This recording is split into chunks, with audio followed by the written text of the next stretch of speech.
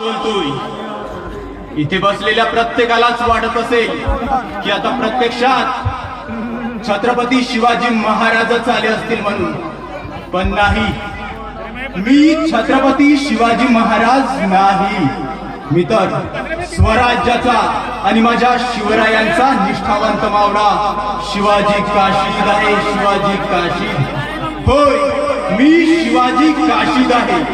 पण पुन्हा एकदा तुम्हा सगळ्यांनाच प्रश्न पडला असेल की 350 वर्षानंतर पुन्हा एकदा त्याच स्वराज्यामध्ये छत्रपती शिवाजी महाराज आले कसे. मी शिवाजी काशीद बोलतोय. होय, ज्या शिवाजी महाराजने पन्हाळगडाच्या वेड्यामधून शिवरायांना सुखरूप परतण्यासाठी याच शिवाजी काशीदचं बलिदान दिलं गेलं होतं. आठवतोय तो शिवाजी काशीद? नाही, तुम्हाला आठवतही नसेल, कारण ज्या दिवसाची इतिहासामध्ये सुवर्ण अक्षरामध्ये नोंद केली गेली तोच शिवाजी काशीद आज स्वराज्याचा प्रत्येक माणूस आणि स्वराज्याचा प्रत्येक मावळा विसरलेला आहे. अरे कसा आठवेल त्याला इतिहास? कारण आज स्वराज्याचा इतिहास तुम्ही वाचतच नाही, आणि वाचला तरी मात्र स्वराज्याचा इतिहास तुम्ही समजूनच घेत नाही. पण हो पुन्हा एकदा आपल्याला या स्वराज्याचा इतिहास जाणून घ्यायचा असेल आणि आठवायचा असेल की हा शिवाजी काशीद नेमका कोण आहे, तर पुन्हा एकदा तुम्हाला आपल्या इतिहासाचं स्मरण करावं लागेल. तुम्हाला इतिहासामध्ये जावं लागेल. अरे कसा होता इसवी सन 1600चा तो काळ, अरे कसा होता महाराष्ट्र माझा, अरे कसा जगत होता महाराष्ट्रातला माणूस. अरे काय काळ होता या महाराष्ट्रामध्ये प्रत्येक जिकडे तिकडे दुःखाचं सागर पसरलेलं होतं. जिकडे तिकडे प्रजेवरती अन्याय होत होतं. त्याच्या डोळ्यामध्ये दुःख होतं, कारण आधी सह्याद्रीच्या दऱ्याखोऱ्यांमध्ये यवनांचं राज्य होतं. यवन म्हणजे कोण? आदिलशाह, मुघलशाह, कुतुबशाह या यवनी अत्याचाराने इथली महाराष्ट्राची जनता पार होरपडून निघाली होती. अरे एवढे अन्याय अत्याचार महाराष्ट्रातला प्रत्येक प्रजेच्या डोळ्यातील अश्रू, त्यांचे दुःख, त्यांच्या वेदना या अशाच जाणवत होत्या. पण त्या प्रजेच्या डोळ्यातील अश्रू, त्या वेदना पुसण्यासाठी कुणीच तयार नव्हता. फक्त त्या काळात मासाहेबांना समजलं. मासाहेब तयार झाल्या आणि मासाहेबांनी सांगितलं की मी देईन या रयतेला राजा, आणि तो राजा इथं निर्माण करेल रयतेचं स्वराज्य. तो राजा इथं निर्माण करेल जनतेचं स्वराज्य. तो राजा इथे निर्माण करेल त्या गुलामीच्या अंधकाराला मिटवून स्वातंत्र्याचा प्रकाश. आणि बघता सह्याद्रीच्या दऱ्याखोऱ्यांमध्ये ती पहाट उगवली. शिवनेरी किल्ल्यावरती इसवी सन 19 फेब्रुवारी 1630 तो दिवस, जेव्हा शहाजी महाराज आणि मासाहेब जीवनच्या पोटी एका शिवसूर्याचा छत्रपती शिवाजी महाराजांचा जन्म झाला, म्हणजे माझ्या राजांचा जन्म झाला. होय, जीवाशी जीव देणारा आणि वेळ प्रसंगी जीवावर उदार होणारा माझा राजा छत्रपती शिवाजी महाराजांचा जन्म झाला. आणि अशातच छत्रपती शिवाजी महाराजांनी या स्वराज्यातल्या प्रत्येक माणसाला एकत्रित केलं. प्रत्येक मावळ्याला सोबत घेतलं. अरे 18 पगड जाती धर्मातील प्रत्येक माणसाला सोबत घेतलं. महार, चामार, तेली, कुणबी, धनगर, ब्राह्मण या सगळ्यांना, विखुरल्या गेलेल्या सगळ्यांना फक्त मराठा या एकाच छताखाली आणलं आणि त्यांना सांगितलं, तुला इथे स्वराज्य निर्माण करायचंय. तुला या महाराष्ट्राच्या मातीमध्ये स्वराज्य निर्माण करायचंय. ते कशासाठी? मी राजा व्हावा यासाठी नाही. तुला इथं स्वराज्य निर्माण करायचंय तुझ्या मागच्या पिढीवर झालेल्या अन्याय आणि अत्याचाराचा बदला घेण्यासाठी. हो, तुला इथं स्वराज्य निर्माण करायचंय तुझ्या उद्या येणाऱ्या पिढीच्या सुख समाधान आणि शांतीसाठी. आणि मासाहेब जिजाऊ प्रत्येक मावळ्याला सांगत होत्या की अन्याय याच्या जुलमात बुडाले सह्याद्रीचे कडे, अन्याय याच्या जुलमात बुडाले सह्याद्रीचे कडे. अरे धनधान्याची रास पुरवितात ही यवनांची घोडे, धनधान्याची रास पुरवितात ही यवनांची घोडे. मर्दा चल उठ, जागा हो, घे हातात स्वाभिमानाची तलवार आणि कर यवनांशी दोन हात, असं म्हणत मासाहेब जिजाऊ प्रत्येक मावळ्याला प्रेरणा देत होत्या. आणि प्रत्येक मावळा मासाहेब जिजाऊंच्या शब्दावरती तयार झाला. तो स्वराज्यासाठी जगायला, मरायला, मारायला तयार झाला. पण असंच विशाल वाढत जाणारं स्वराज्याची वाढत जाणारी वैभवता मात्र त्या काळच्या आदिलशाही आणि मुघलशाहीला मात्र खूपच होती. हो, त्या काळचा आदिलशाह आणि मुघलशाह हा स्वराज्याला नेस्तनाबूत करण्याच्या प्रयत्नात होता. कारण त्या आदिलशहाचा नामवंत सरदार अफजल खान शिवाजीराजांनी प्रतापगडाच्या पायथ्याशी संपविला होता.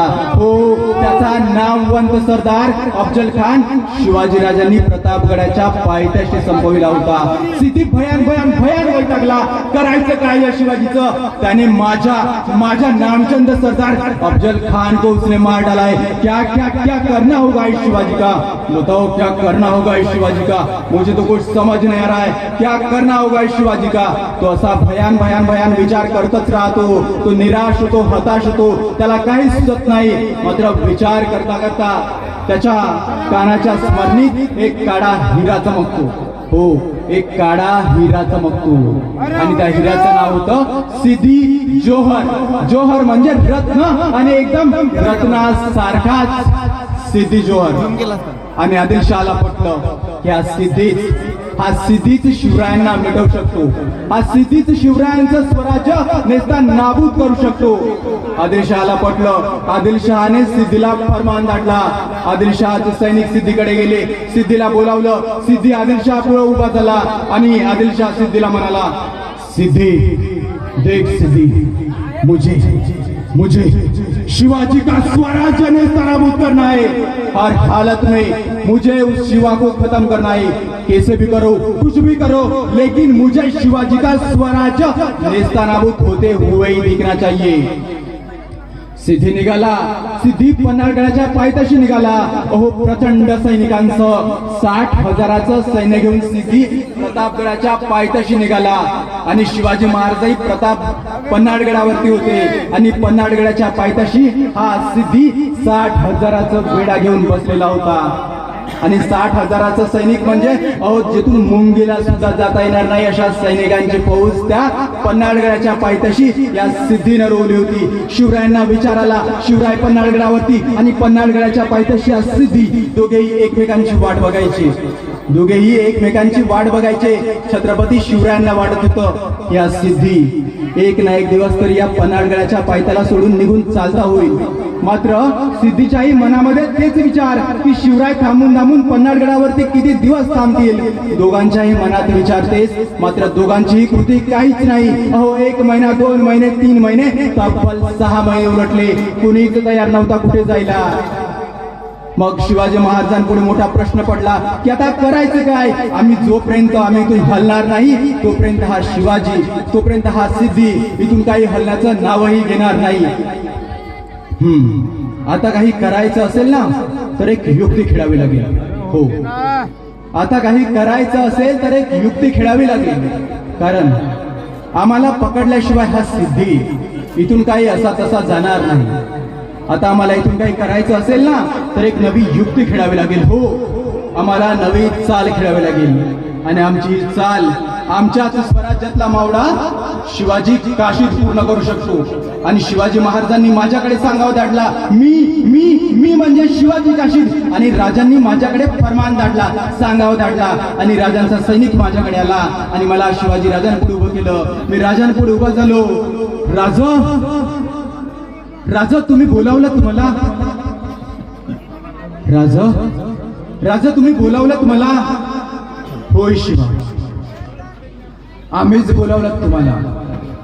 शिवा, तुम्हाला चांगलंच ठाऊक आहे की आपल्या स्वराज्यामध्ये काय चालू आहे आणि या पन्हाळगडाच्या पायथ्याशी काय चालू आहे. शिवा, तुम्हाला चांगलंच ठाऊक असेल की आमच्या स्वराज्यामध्ये नेमकं काय चालू आहे.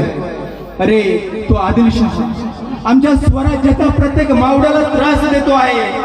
प्रत्येक मावळा त्याच्या त्रासापासून, संकटापासून विचित्र इकडे तिकडे हलायला लागलेला आहे. आणि अशामध्येच मासाहेब जिजाऊ फक्त आणि फक्त एकट्याच त्या स्वराज्याचं सांभाळ करत आहेत. शिवा, तुम्हाला चांगलंच ठाऊक आहे. आता जर आम्हाला इथून सुटायचं असेल ना तर एक नवी चाल खेळावी लागेल. होय शिवा, आपल्याला इथून सुटायचं असेल ना तर एक नवी युक्ती खेळावी लागेल. शिवा,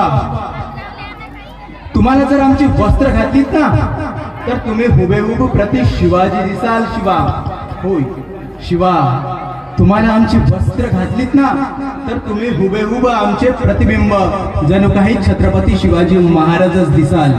जा शिवा जा, आमची वस्त्र ठेवलेली आहेत, ती वस्त्र परिधान करून या.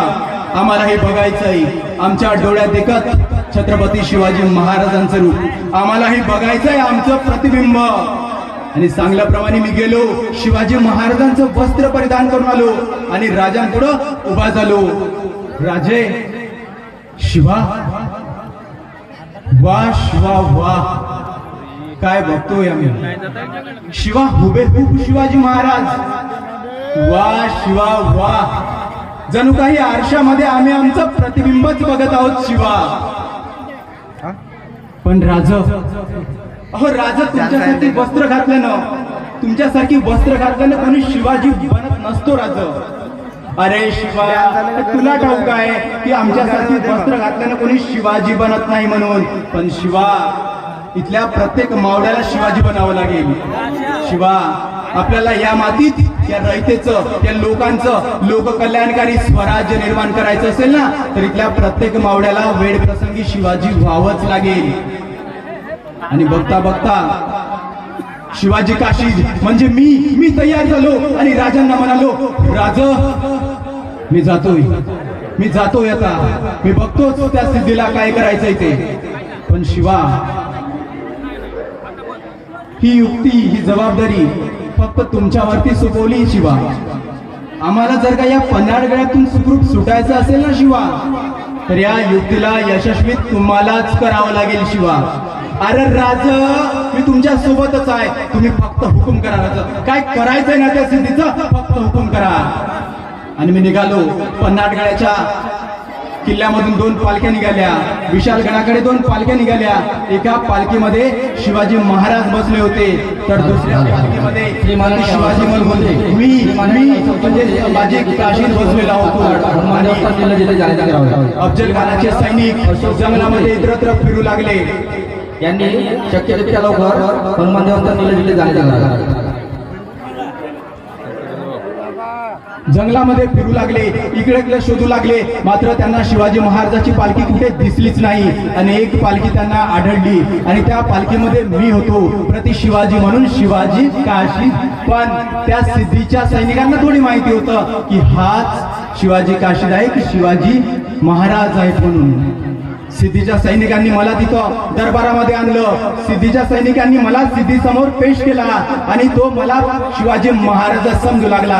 पण सिद्धीलाही समजलं नाही की त्याच्या समोर प्रति शिवाजी म्हणून हा शिवाजी काशी उभा आहे म्हणून. सिद्धी माझ्याशी शिवाजी महाराज म्हणून बोलू लागला. पण त्याला पटलं की मी ज्या व्यक्तीशी बोलतोय तो व्यक्ती छत्रपती शिवाजी महाराज नाही म्हणून. सिद्धी रागात आला आणि रागामध्येच मला म्हणू लागला, काफर, बता कौन है तू, कहा गया तेरा शिवाजी. बता कौन है तू, कहा गया तेरा शिवाजी. काफर, जल्दी बता. अरे पागल झालास का तू, वेडा झालास का तू, तुला दिसतोय ना शिवाजी सारखा, मग मीच शिवाजी राजा आहे. अरे जन्माला जरी शिवाजी काशीद म्हणून आलो ना तरी मरताना मात्र छत्रपती शिवाजी महाराज म्हणून मरेल, एवढं सौभाग्य मला माझ्या राजाने दिलंय. समजलास? अरे तलवारीच्या टोकावरती भाकरी भाजतात मराठे, तुला भाजायला वेळ लागणार नाही. हो, अरे आमचा जन्म स्वराज्यासाठी मरायला मिटायला आणि वेळ प्रसंगी तुम्हाला मारायला येताला. सिद्धी भयान भयान भयान वैतागला. काय करायचं काय समजत नव्हतं. अरे एवढा स्वाभिमान स्वराज्याविषयी, छत्रपती शिवाजी महाराजांविषयी.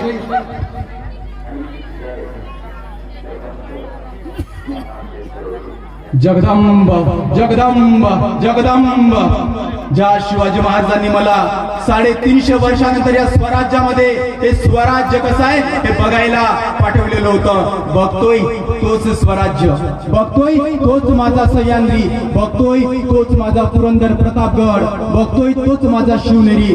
पण राजा घात झालं. राजा इथं आपल्याच मावळ्याने आपल्या स्वराज्याशी घात केला. राजा नाही, हे आपल्या रयतेचं स्वराज्य नाही.